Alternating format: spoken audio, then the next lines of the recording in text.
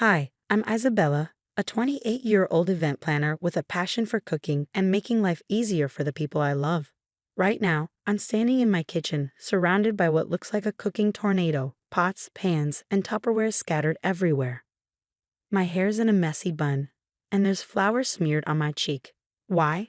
Because I've taken on the ultimate challenge, prepping a month's worth of meals for my pregnant sister. You're a lifesaver. Olivia's voice comes through the speakerphone as I stir a pot of hearty vegetable soup. Hey, what are little sisters for? I laugh, balancing the phone on my shoulder. How's my future niece or nephew treating you today? Like a soccer champ, Olivia groans. I swear, this kid's going for gold. I smile, listening to her. At 7 months pregnant, she's exhausted, and I know how much she's struggling. That's why I'm determined to stock her freezer with healthy, easy-to-heat meals. Just then, my mom, Karen, breezes into the kitchen. Isabella, darling, what's all this mess? I resist the urge to roll my eyes. I'm making freezer meals for Olivia. Oh, she raises an eyebrow, picking up a container of lasagna. This looks lovely. You know, my work group is having a potluck next week.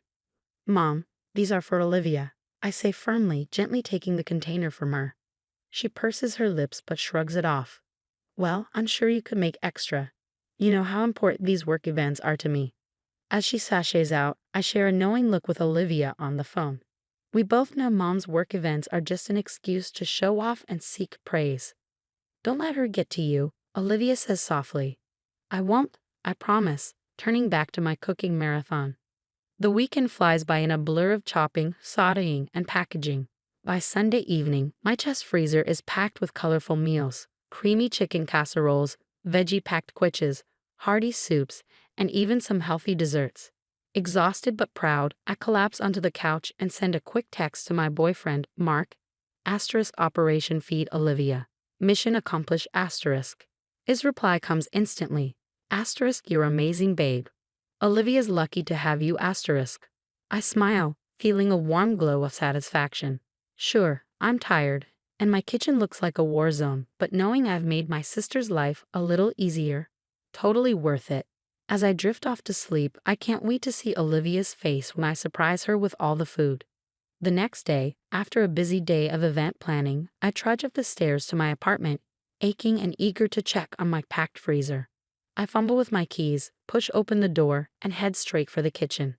Time for a victory dance with my voice trails off as I stare at the open, empty chest freezer. What the hell? I blink, thinking I must be hallucinating from exhaustion. But no, the freezer is empty. Panic rises in my chest as I grab my phone and call my mom. Mom, quick question. You haven't been in my apartment today, have you? Oh, Isabella. Perfect timing. I was just about to call you. Your cooking was a huge hit at the bake sale. My stomach drops. Bake sale. What bake sale? The one for my work group, silly. I borrowed those meals you made. Hope you don't mind. It was for a good cause. I grip the phone tighter, my voice shaking. Mom, those weren't for a bake sale. They were for Olivia. I spent the entire weekend making them. Oh, don't be so dramatic. I'll replace them later. Anyway, I've got to run. Diane's giving me the eye about the copier again. Bye, sweetie. The line goes dead. I stand there, shock turning to anger. My phone buzzes with a text from Mark. K babe, how the big reveal go asterisk. I call him immediately, words tumbling out as I explain everything. I can't believe she did this, Mark. Those weren't hers to take. I'm so sorry, babe. Want me to come over? Before I can answer Mark, there's a knock at my door. I open it to find Emily standing there, arms loaded with takeout bags. Thought you might need dinner and a sympathetic ear, she says, her smile fading as she sees my face. What's wrong? I wave her in, and as we settle on the couch, I fill her in on Mom's latest stunt. Emily's eyes widen. She did not, she gasps. God, I'm so sorry. This is low, even for her. Remember when she accidentally wore white to Olivia's wedding? Or when she told my high school boyfriend I had a contagious rash so he'd break up with me before prom? I say, stabbing at my low mien. Emily nods, grim. And don't forget when she misplaced Olivia's college acceptance letters because she didn't want her moving away. I sigh heavily. I just don't get it. Why is she like this? Before Emily can respond, my phone rings. It's Trevor, Olivia's husband. His voice is tense. Olivia's in tears. Your mom just called, bragging about some bake sale. Trev, I'm so sorry. I start, but he cuts me off. Hey, this isn't on you. We know what Karen's like. But I think we need to talk about setting some boundaries for the baby's sake. I nod, even though he can't see me. You're right, this can't keep happening. After we hang up, I turn to Emily, determination setting in. I need to confront her, at her office. Everyone should see who she really is. Emily raises an eyebrow. Are you sure? That's pretty intense. I'm done letting her get away with this stuff, I say firmly. It's time someone stood up to Karen Sullivan. As I start planning my confrontation, I can't help but wonder how we got here. How did my own mother become the villain in my life story? But one thing's for sure, I'm not backing down this time. Karen's reign of manipulation ends now. The next morning, I march into Mom's office building, my heart pounding but my resolve firm. The receptionist tries to stop me, but I breeze past her, heading straight for the marketing department. Where's Karen Sullivan? I demand, scanning the cubicles. Heads pop up, curious eyes following me. A woman points to a glass-walled conference room. Inside, I see Mom, holding court with a group of coworkers. Without hesitation, I burst in, interrupting her mid-sentence. Hey Mom, how was that bake sale? She blinks, caught off guard. Isabella, what are you doing here? Oh, I just thought I'd stop by and thank you for your generous donation to the cause. I say, my voice dripping with sarcasm. You know those meals you borrowed from my freezer? Her colleagues exchange confused glances. A woman I recognize as Diane leans forward. Karen, what's she talking about? Mom forces a laugh. Oh, it's nothing. Just a little misunderstanding. No, Mom, no more lies. I turn to the group, my voice steady. Those meals weren't for any bake sale. I spent an entire weekend making them for my pregnant sister. Mom took them without asking and lied about it. The room erupts in shocked whispers. Mom's face turns red. Isabella, that's enough. You're making a scene. You made the scene when you stole from your own daughters. I snap back. Diane stands up, her expression hard. Karen, is this true? Mom sputters, trying to backpedal, but the damage is done. I can see the disbelief and disappointment on her coworkers' faces. As I leave, I overhear Diane saying, this explains a lot. Remember that client report that mysteriously changed last month? Back home, I call Olivia. Her voice is thick with tears. I can't believe she did this. I'm so sorry, Liv, I say. I confronted her at work. I couldn't let it slide this time. There's a pause, then I hear Trevor's voice in the background. It's Trevor. Listen, we've been talking, and we think it's best if we limit contact with your mom for a while. For Olivia's health and the baby's. I nod, even though they can't see me. I understand. I think that's wise. Later that evening, Mark and Emily come over. We're sprawled on my living room floor, surrounded by baby shower catalogs and Pinterest boards. Okay, so we've got the venue booked for next month, Emily says, checking her list. Mark, you're on decoration duty. He salutes playfully. Aye, Captain.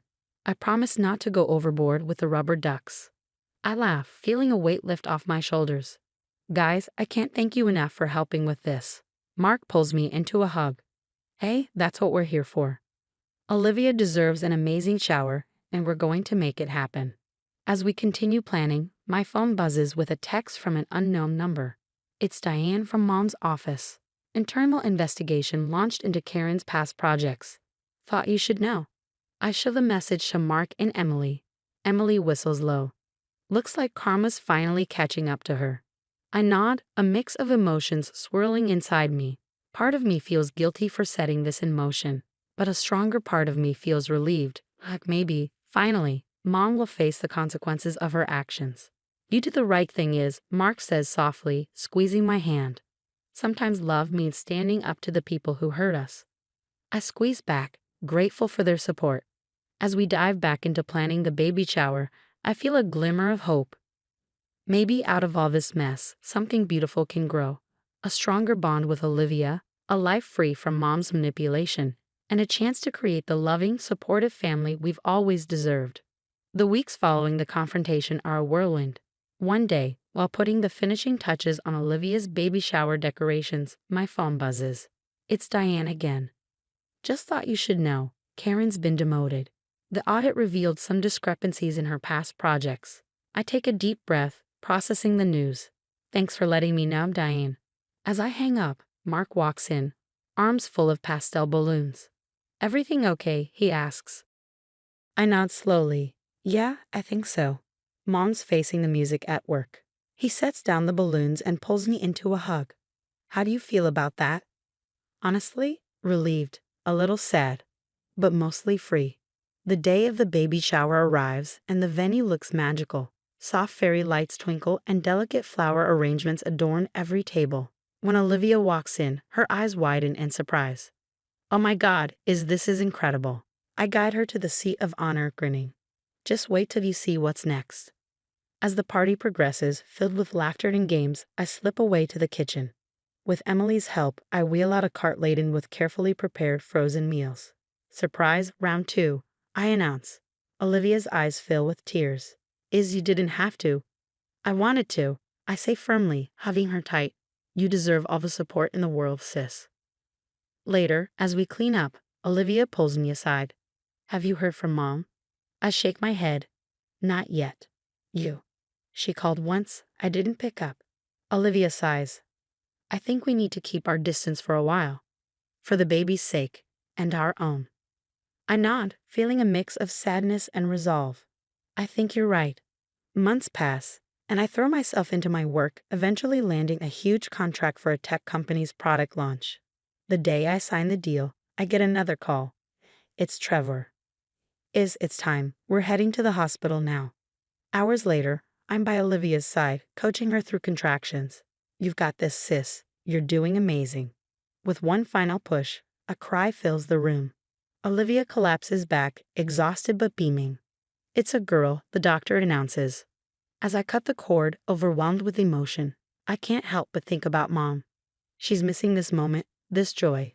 But it's a consequence of her own actions. In the quiet of the recovery room, Olivia cradles her daughter. We're naming her Isabella, she says softly, her eyes filled with love. After the strongest, most loving person we know. I choke back tears, touched beyond words. Weeks later, I'm babysitting little Izzy while Olivia naps. My phone pings with a news alert. Mom's old company is announcing major restructuring after financial irregularities were discovered. I know without reading further that Mom is finally facing the full consequences of her actions. As I rock Izzy, humming softly, a realization washes over me. The family I always wanted, the love and support I craved. It's right here. Not in the twisted manipulations of our mother, but in the bonds we've chosen to nurture. Olivia pads into the room, smiling sleepily. How's my girl? Perfect, I say, passing Izzy to her. Both of them. As we sit together, cooing over the baby, a sense of peace settles over me. We've weathered the storm, exposed the toxicity that once plagued our lives, and in its place, we've built something beautiful. A family founded on love, trust, and unwavering support.